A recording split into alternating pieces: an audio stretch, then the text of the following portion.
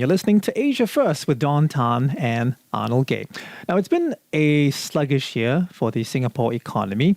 There were early signs that the worst may be over, but the risks remain. We still have the unresolved US-China trade war. The protests in Hong Kong seem to have reared up again over the weekend after a slight lull over the past week or so. So this begs the question, how much, or rather, how will our economy do next year? And what does this mean for us Singaporeans, both young and old, here in Singapore? And to find out more, we're joined by Ms. Indranee Rajah, Minister in the Prime Minister's Office and Second Minister for Finance. Welcome back to the show. It is a pleasure to have you once again, Minister. Hello, everyone. Thank you for inviting me. It's nice to be back. The last time you were here was with Yasmin and I, and you know Dawn, right? And you've spoken to Dawn many times. So she's a pro. She's going to have you back. She's going to be leading the interview this morning. I guess the first question will be news that you'll be chairing this pre-budget 2020 dialogue later today. This is the first time I understand that you're so closely involved in Budget 2020 in such an intimate way. Am I right to say that, first of all? Not quite. No? Because all the ministers in the Ministry of Finance have been very closely involved with the budget. But this year, I think what we want to do is we really want to involve people more. All right, okay. So I think that's why you're seeing more of that interface. Sure. And therefore, you get the impression that, I'm more closely involved. Right. So why do you feel there's a need to do this? I mean, it's always been open, but why this concerted push to get Singaporeans to get involved? And what exactly do you want to hear from them? What sort of feedback are you expecting? Are you expecting upfront critical ones to say do more, or are you expecting different sorts of ideas to come forward? Two things. So earlier this year, DPM Heng announced that we have the Singapore Together initiative. And that's really a recognition of the fact that people have inputs, people have ideas. So that's very important to tap on and harness the collective great ideas that people have. Mm-hmm. The other thing is that government obviously cannot do everything alone. And you're only as good as the feedback that you get so that you can address things specifically and make sure that you meet needs. So that's one part. But the other thing is this. You've got the global situation as it is. Mm-hmm. It's dampening economic sentiment. But at the same time, Singapore has got very solid foundations. So what do you do in a situation like that? You've got to make sure that you're strategic. You've got to make sure that with the limited resources we have bang for the buck. We do the most good with the resources we have. And every budget is a strategic plan. Mm-hmm. Every budget builds on the previous budgets. So this particular budget is something that we must think about, not just government, but Singaporeans as a whole. Mm-hmm. How can we use our resources to tackle the challenges ahead, building on the strong foundations that we have? And there are various groups that you have to think about. Sure. One is businesses. Mm-hmm. The other is workers, people who are employed or seeking employment. Then you have families and seniors. Yep. And then we also have to think of future Singapore as a whole. Okay. So those are the broad groups. I mean, you talk about it being building on previous budgets, but I get a sense there's also slightly different this year. I mean, yes, more feedback, but I also get the sense that it's almost a more important budget in various ways, perhaps because of the challenges that we have been facing over the past 12 months or so, perhaps even longer.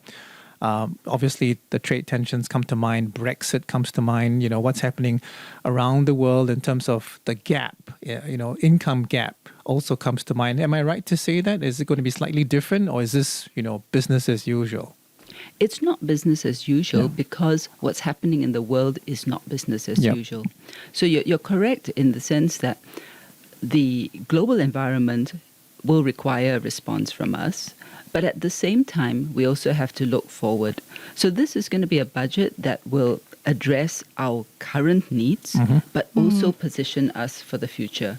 So it's a kind of, let's deal with what we have. Let's have a strategic approach using our finances. But at the same time, don't just only look at today. Mm-hmm. You must also look at tomorrow and position ourselves and see how we're going to make Singapore of tomorrow grow, flourish, create opportunities for our people. Okay. I guess a good starting point is the economy. Well, certainly. Yeah. I mean, one could argue that there's probably no time more important than now taking into account what we're seeing around the world with uncertainty, that we sort of stay strong, as it were. But our economy has been impacted. We're anticipated to have the slowest growth in about a decade going forward. What does the government see for the outlook for our economy? Well, all things considered, we haven't done too badly because things could have been much worse. But I think that going forward, we really must build on our sound economic foundations because our institutions are strong, our businesses are steady. You may not be seeing the sort of really high yield growth that you had before, but there are strong foundations on which we can work. So with these foundations, what should we do? Innovation is very important. You've heard us talk about that because innovation really helps you to transform what you have, go to the next leap, make the most of what you have, change things, transform, expand markets. So that's one, innovation. The second thing is go regional, because you want our Singapore businesses to be able to expand their markets. And the third thing is build capability. That's build capability for the businesses and the enterprises and also for their workers. I mean, in many ways, ministers, through the years, this has come up, trying to convince companies to innovate, to go regional, and to build their capabilities is in many ways not new. But do you feel that companies are more receptive to these ideas of sending their workers for courses and making sure that they're prepared for the future, expanding to countries around the region and the world? Do they feel that they need to do this more because of what's happening, or is this another effort that may or may not strike a chord with them again? I think it's fair to say that reactions are mixed. Yeah. There will be some companies who still wish that, I wish that things were the same, that things are not different. Yeah. But unfortunately, the way the world is it keeps changing and evolving. Yeah. But I'm happy to say that a broad majority of them actually want to do something. So the question for them is how. Right. And the strategy for us is how can government work with businesses so that we can have a win-win situation, because they have the specialist knowledge. We have convening power. We have the ability to direct budget in a certain way. Okay. And if we can put those two together, it'd be very powerful. Right. And in fact, this year, the other thing that's been different is that we're also bringing more of the businesses into the consultation at an earlier stage. Okay. So although today kicks off the official pre-budget season. You've been talking to them all this while? Yes, we have been. Okay. So this is the primary focus as far as businesses are concerned. Yes. As a whole, I mean, in terms of a report card, right, for these three areas, what would you give them? A, B, C, D? I wouldn't put it in terms of grade, Yeah. but what I would say is that they're on the right track, Uh-huh. but I think we can accelerate this more. Okay. What we need is a sense for people to be more urgent about this, but Right. knowing that they'll be supported in this effort. Okay. Do you feel that Singaporean workers need more carrots, to send themselves for courses, sign up for upgrading, upskilling, however you want to call it? Do you get a sense that they need encouragement, or is this something that we're seeing a new Singaporean worker who willingly, sets aside his or her time to make sure that he or she goes for all these, courses and skills upgrading and reskilling? What we are seeing is the beginnings of a new approach. Yep. The Skills Future message has sunk in, and I think people now have taken on board and taken to heart the need to upskill and to upgrade. It's not always easy, Yep. especially if you've been in a particular line or sector for 20, 30 years and suddenly your job is disrupted.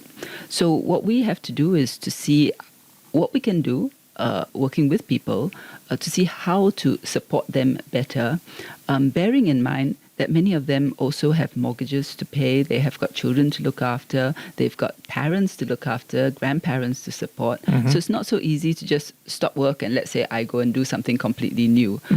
So being able to work and at the same time acquire new knowledge, that is the way to go. And we have to see how to support people to do that. Okay. We've certainly seen many companies putting more money into research and development, putting more money into training and upskilling their workers. The Prime Minister also made a comment about it, saying that Singapore needs to take advantage of the slowness of the economy to, and I'm quoting here, redouble our efforts at upgrading and training, at productivity, at improvements. Other budgets have had provision for sort of helping workers retrain and upskill. Are we going to see more of this, perhaps? You will see more of this, but not only will you see more of it, what is happening is that there is a shift in the way we approach education and training. In the past, if you had a recession or a downturn, then the idea was, okay, we'll make use of this period just to retrain now or to do some extra things. We saw that in 2008, 2009, because there were very long lull periods. And rather than laying workers off, we were encouraging employers at that time, send them for some additional training, then they come back, they do the same job when the market picks up. Right. What's different is that now the jobs are evolving very quickly. Yep. And the way you do the same job could change. So the important thing is for workers and companies to see that this training is lifelong, it's over a lifetime, and it's going to have to happen constantly, even in good times, So that's the shift, that it's become a lifelong continuum, and hence it's really skills future for your whole life. Right. I'm curious, though, how will the budget reflect this shift, this paradigm shift and change in emphasis? We're still working on that, Yep. so can't give details at the moment. Watch this space. Watch this space. Okay. But what I can say is that we want to make sure that workers are well supported and able to seize the opportunities. So just because one job has gone or one industry or sector has slowed down doesn't mean that opportunities have not opened up. There are new opportunities. And the key for us is how can we help somebody to access the new opportunities? I'm going to try and look for a few more crumbs here, because when we were worried about whether or not we were heading for a technical recession a few months or few weeks back, the government essentially said we do not need any extra stimulus measures or packages at that time, which turned out to be the right thing to do, because we did not go into a recession. I'm wondering how much support can Singaporeans expect from Budget 2020 in light of some of the challenges which have been highlighted? Can you give us some sort of a clue? I can give you a sense of how we're approaching it. Okay. Because there are two possible scenarios, Sure. right? Yeah. One is that it stays as it is, where you have poor economic sentiment, but Yep. things are just chugging along. Yep. That's number one. And number two is suddenly everything tanks. Mm. So if the situation stays as it is, then what we really have to do is make sure that we position ourselves to take advantage of this, use the downtime to do the things we would not otherwise have time to do, Yep. Upskill, upgrade, go regional, all of those things. Yep. But if it suddenly turns very bad, then obviously we do have contingency measures in place. Okay. So both sound quite positive. Yeah. It's plan A and It's plan it's B. plan Plan B and A plan B. and plan B. Is there a plan C? That depends. on Okay. what happens. If you have a good plan A and a plan B, you don't need a plan Wow. C. Okay. All of right. wisdom. Words of wisdom and words to live I by. shall tell the Ministry of Finance. We want to talk about support for Singaporeans in this segment if we can. But first, I'd like to ask you something that the Prime Minister himself said. He says the budget, when he made comments about it in Busan, it will be strong and suitable to what the Singapore economy needs given the state of the world. I'm trying to understand, okay, what does it actually mean in layman's terms? What do we need? And secondly, I suppose more importantly, what does it not mean, in terms of what the budget will be? Does that make sense? Yes, it does. Yes. In terms of the economy, I think what he was saying, it relates to what we discussed earlier when he said it will be what the Singapore economy needs. What the Singapore economy needs to do is to be able to help businesses to grow, Yep. innovate, go regional, build capabilities. But it also needs to make sure that we help our workers, our employees, those in the workforce, to be able to upskill and access the opportunities. So that's really on the economic part of it. And what does it not mean? Because every time budget comes around, obviously a lot of people are going, okay, this is a good time. I'm hoping to get this and this and this and this and this and this. So perhaps expectations get built up in the wrong sort of a way. I just want to get some clarity here. Right. Yeah. What it does not mean is it does not mean that government should be subsidizing or putting in subsidies for business, because that would be the wrong way to approach it. What you want to do is you want to put in money to help businesses to grow, which is a different thing from subsidies. Right. So you're essentially trying to empower businesses. What you don't want to do is to sort of provide something which prevents them from being productive, from being innovative. You want to be catalytic. I think that's the right word. Understood. You want to put our resources, which catalyzes businesses. Okay. If we can turn to the subject of support for Singaporeans, Yes. which Well, is, yeah. Yeah, I mean, the Labour Force Advanced Release Report talks about wages, the fact that they've grown, but not as quickly as they have compared to the last year. That's a big concern for people, especially against the backdrop of what is perceived to be a rising cost of living, depending on what one is actually sort of buying and what one's spending one's money on. Will there be support for wages in the budget? The way we do support, for example, you have the seniors employment credit and things like that, and you have the WIS. The way we've done support for wages is to do it in a way where you give support to the employers so that they either will employ or they will take on and train. That's the way we've done it. And it goes back to that same philosophy of how do you use the money in the most productive way. So, what we would look forward to is ideas from employers on how we can do that. Because you want to help them with some of the costs, but you also don't want this to be just a permanent subsidy of wages. Sure. What you really want to do is put the money and help them to grow, and then to be able to expand their employment and train workers and build capability. Right, and support and protect jobs in that way as well. Yes. When we say protect jobs, it doesn't always mean that you will always have exactly the same number of jobs doing exactly the same number of things. But what we want to do is to grow the number of jobs, whether it's the same type of work or new work, but make sure that you connect people with jobs so that you have as much employment as possible. Okay, if I can ask you about older workers now. I mean, you've done something about re-employment ages, retirement ages, CPF rates, will be adjusted as well for older workers through the years. Are there other ways or measures to encourage and support older workers to continue working and to continue retirement adequacy, along those lines? We are definitely studying that. What we really hope for Singaporeans to see is aging as a positive force. In other words, to continue working for as long as you would like to be able to do so and are able to contribute. I mean, at the last NDR, PM mentioned that we would, in several stages, be raising the retirement age. We want to encourage employers to look at senior workers as a source of experience from which to draw. There's much that they can share and contribute. The question is shaping the right kind of jobs and putting them in the right places and tapping on that ability. For seniors who are willing to learn new things and want to venture into new areas, again, that whole idea of lifelong learning, skills future is something that they can tap on as well.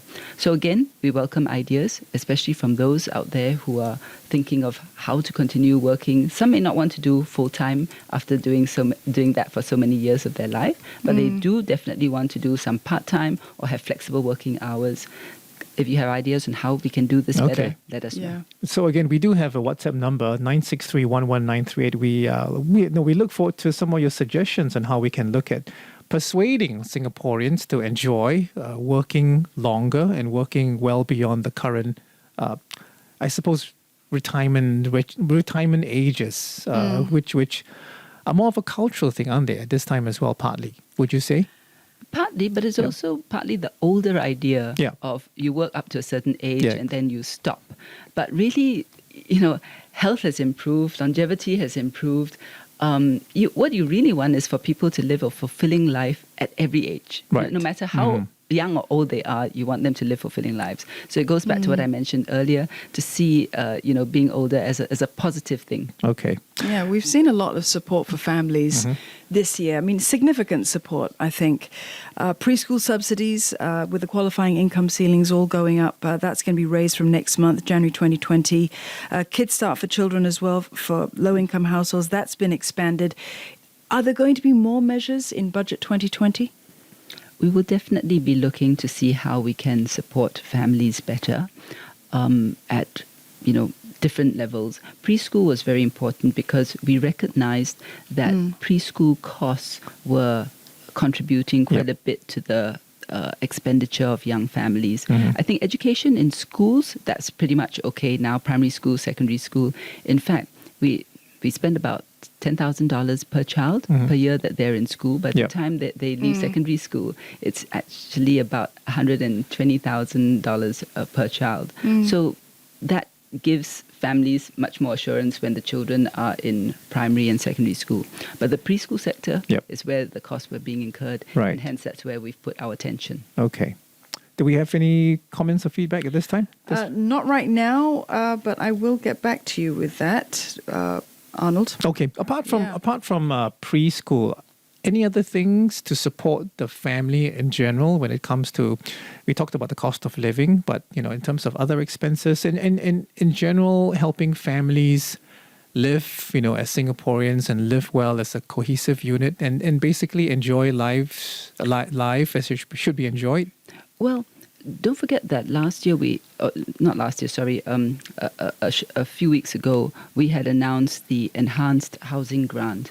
That's a big part of young families' expenditure when you're getting a new house. Yep. So the enhanced housing grants definitely help. So do the grants that assist people for purchase of resale housing. So that's education. That's housing, and we'll look to see which other areas we can support our families. We're in the process, or the government rather is in the process of inviting feedback from companies, individuals, and Singaporeans alike on how if they have suggestions on how the budget can improve their business capabilities, improve their lives as Singaporeans, and generally make Singapore a better place to live in. Okay, questions for us? WhatsApp them to us at 963-11938. Minister, I'd like to get into some more recent news if we can. Singapore's laws against online falsehoods invoked for the first time last week. In fact, I believe it's been invoked twice already. So far, the opposition party member Red Boyer asked to correct statements he made about GIC and Temasik's investments in particular. I have to ask, why do you think misperceptions and misconceptions still exist about, GIC and Temasik's investments decisions and the government's involvement with them? Misperceptions and misconceptions exist when they are actively proliferated. Yep. And that was one of the reasons why it was necessary to have protection against online falsehoods. So since you raised this, maybe what I can do is, by using this as an instance, illustrate how it works. Let me just explain first the falsehoods, and secondly, why it's important to correct them and why it was necessary to invoke POFMA. There were 3 false statements in that particular post. The first implied that the government controls Temasik's and GIC's investment decisions. That was not true. It's not true because essentially investment decisions are left to their investment teams. Those are professionals. They have expertise in investment. They do that themselves. What the government's role is to appoint the relevant boards and to make sure that GIC and Temasik act within their mandate. Yep. So that's the first one. Second one related to the Amaravati project in Andhra Pradesh. And there were implicit factual assertions. The first was that a substantial part of $4 billion invested in Andhra Pradesh went into the Amaravati project. That was the first implied assertion. And the second was that that $4 billion was poorly invested by the government-linked companies and related parties. So these were not true, because the Singapore consortium in the Amaravati project has stated publicly that the costs incurred were limited only to design services. So it's not billions that were involved, but a low amount of relating to millions. And it's not only the GLCs and related parties that have been invested, but other Singapore companies as well. The third one related to Salt Bay. Now, you'll be familiar. Salt Bay became famous as a meme when you had Salt Bay sprinkling salt over steak. So people remember that. The wrong or the false statement there was that Temasek had invested in the debt-ridden parent company which owns Salt Bay. That was not correct because the Salt Bay chain is owned by a company called, it's DREAM, so Dream International BV. Dream International operates 60 restaurants around the world through 4 operating subsidiaries, and Temasek invested in Dream. The company that is reportedly in difficulties in the article that was cited is a company called Dogus Holdings AS, not Dream. And Dogus is one of Dream's other shareholders. Right. So, short point, Temasek invested in Dream, not Dogus. Right. So those are the false statements, but why is it necessary to correct them? Well, if you take those 3 statements together, what you have is this. First, an allegation that Temasek invested in a debt-ridden company. Second, an allegation that 4 billion was poorly invested or dumped by government companies and related parties in Andhra Pradesh. And there's the implication that a substantial amount of that went into the Amaravati project. And the third false allegation is that the government controls Temasek's and GLC's investment decisions. So when you put all 3 together, the overall impression that you get is that public funds are being mismanaged by Temasek and GIC and directed by government. And that's actually not true. So because basically Temasek, GIC, and together with MAS actually contribute about 20% of our revenues to our national budget. And over the last 17 years, Temasek's revenue has actually tripled. Not revenue, sorry. Temasek's portfolio has grown from 100 billion in 2002 to over 300 billion today. So it's actually tripled. And so contrary to the impression created, public funds are being managed carefully and prudently for the public good. And that's why it was necessary to issue the correction direction. Well, Minister, you mentioned the contribution of GIC and Temasek, and of course the NIRC is a very important component of our budgets, and it has been for many years, and increasingly so. It's also meant. It's kept taxes down as well because of the amount of revenue that it actually contributes. It has had positive returns over the long term, we know that. But GIC's 20-year annualized real rate of return, for instance, has been falling. So before holding steady at 3.4%. So what does this mean for Singaporeans? What is it going to mean for Budget 2020? What it means is this. It means that our net investment returns contribution is an important part of our budget, but you must not overuse it.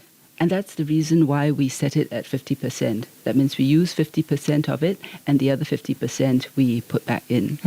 And the way GIC invests is over the long term. So just like any other investments, you will have ups and downs. But because they take a long-term view, they're able to smooth it out and ensure a steady stream. And the point that you raised is very important, is that the investment climate now is actually tightening. It's becoming difficult, as you can see. And with that kind of investment climate, it's also important to let GIC be able to take steady, long-term decisions and not to overdraw on the NIRC. And that was the debate that we had in Parliament when we discussed raising GST. Because one of the points that was raised was, well, instead of raising GST, why don't we just use more of our, the income of reserves, the NIRC? And the answer is that you must be careful not to overuse that. And hence we keep it at 50-50. Think of it this way, 50% for this generation, 50% reinvested for the next generation. Okay.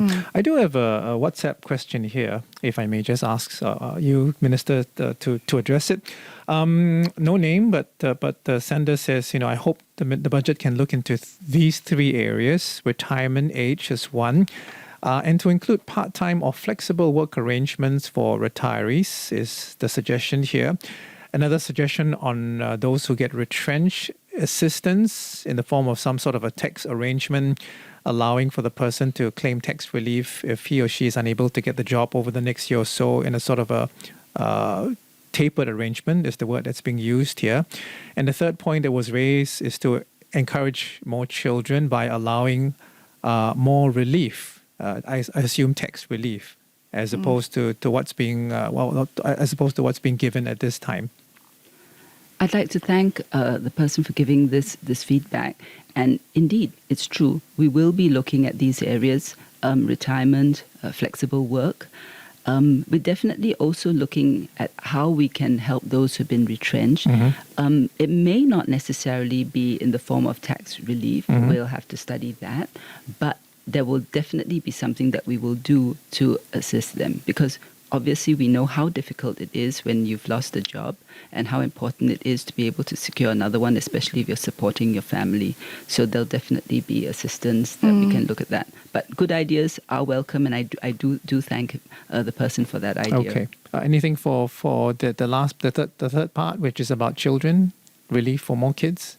Again, same thing. Yep. We will definitely look at how we can support families with children. Whether or not you do it, the tax format depends, because don't forget, our costs will increase because we've got an aging population.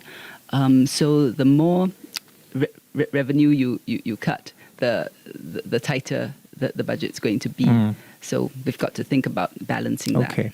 Also want to finally ask you before we let you go, Minister, I know you have a busy day ahead of you attending that dialogue. The website, the feedback budget Reach 2020 Reach website open to accept feedback and suggestions. Can you take us through the whole process? How long will it stay open, and how do you actively look at the suggestions and ideas that come in? Does this happen on a daily basis, or do you collate them over a weekly, monthly basis? And who looks at them? Is it just you, or is there a team looking through some of these ideas and suggestions? It's actually whole of government. Yeah. And you asked whether there's a cutoff. Yeah. In short, there isn't, because some ideas we'll be able to incorporate into this year's budget. Yep. But those that we may not be able to incorporate into this year's budget, we'll do so for following years, or in fact following months. So budget is actually an ongoing process. You've heard us say this before. As soon as one budget ends, we start working on the other, because we're collating ideas. Yep. But the short-term ones, the ones we can do very quickly, we'll bring that on board. So the MOF team looks at it as a first cut. Sorry, the what team? MOF. Ministry of Finance. Sorry, jargon. We refer to Ministry of Finance as MOF. Okay. The MOF team looks at it, and then we'll do the sorting out. Yep. Some things come directly under us. Okay. Some things you got to work with the other ministries. So we'll send it out to the relevant ministries, then they come back. It's an iterative process. All right. Okay. So this is ongoing, and I guess this question is on the top of everyone's minds. Is this budget going to be related to expected elections? This budget will be, as Prime Minister said, what we need for our economy and to make sure that we support Singaporeans. Okay, well put. Minister, thank you very much. Thank you.